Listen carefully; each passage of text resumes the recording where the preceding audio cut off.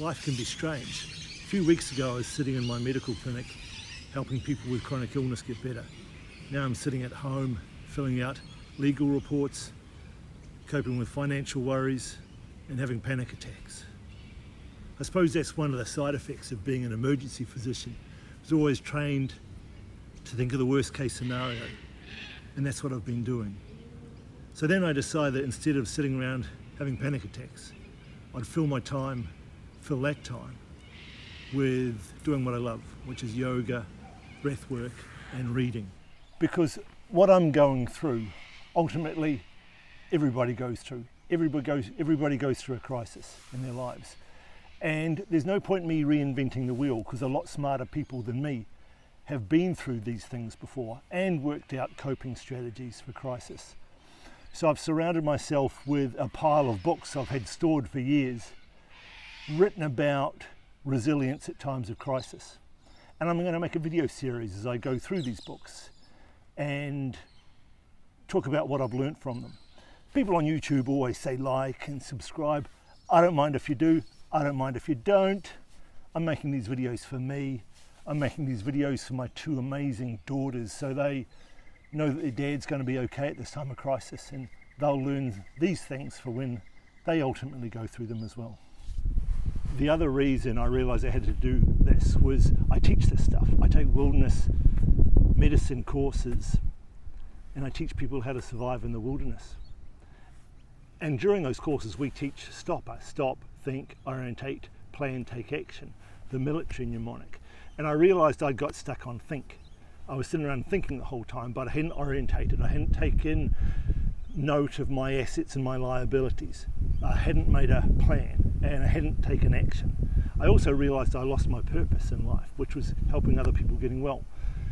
So by making these videos at the end of the day, I feel like I'm taking some action and I'm also got a purpose again in my life, and that's really helped me starting off coping with this crisis.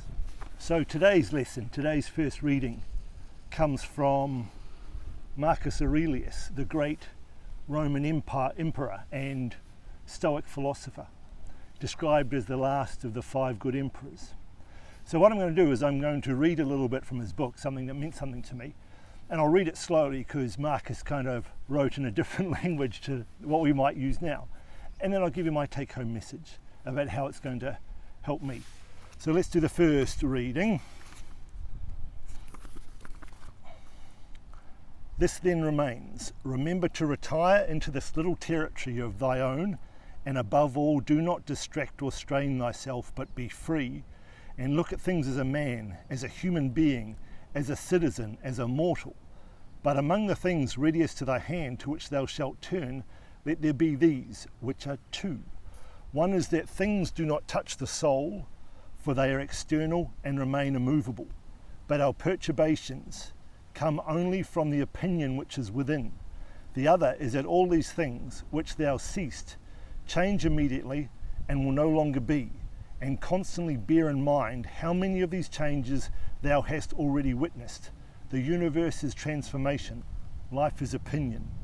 Take away the opinion, and then there is taken away the complaint, I have been harmed.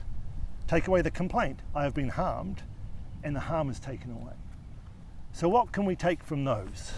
Well, the first thing I think is that Marcus is saying that the physical, the emotional, the mental strain that we're under can never touch our soul, the cosmic energy that we're all made up of.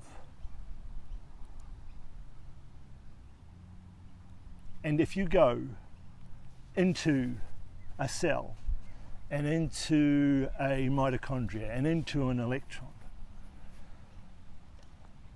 there's this energy in there that science knows about, and it's a cosmic energy that we're made all up of. And doesn't matter what happens to our external surface, that can never be affected. So I'm not going to let what's going on at the moment affect who I am as a person, which is the soul inside this physical body of mine. The second thing he's saying is this too shall pass. We've all had crises in the past. We've all thought that we weren't going to get through them, but we all have, and most of the time we come out a better person because of it. So I'm going to focus on the fact that I've been through crises before. I've lost, I've been in despair, and I've come through it stronger and better for it, often on a new path in life.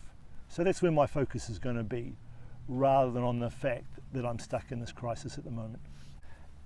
And the third thing he's saying is that events in our life aren't stressful. It's the meaning that we give to those events that is stressful. Viktor Frankl said the same thing in his book, Man's Search for Meaning. It's a common thread through all the survival literature.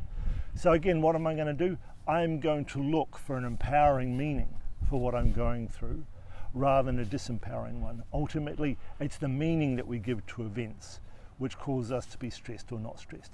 So I'm going to change the meaning so it can help me cope with it better. Thanks for listening. I'll see you tomorrow with another reading from Emperor Marcus Aurelius.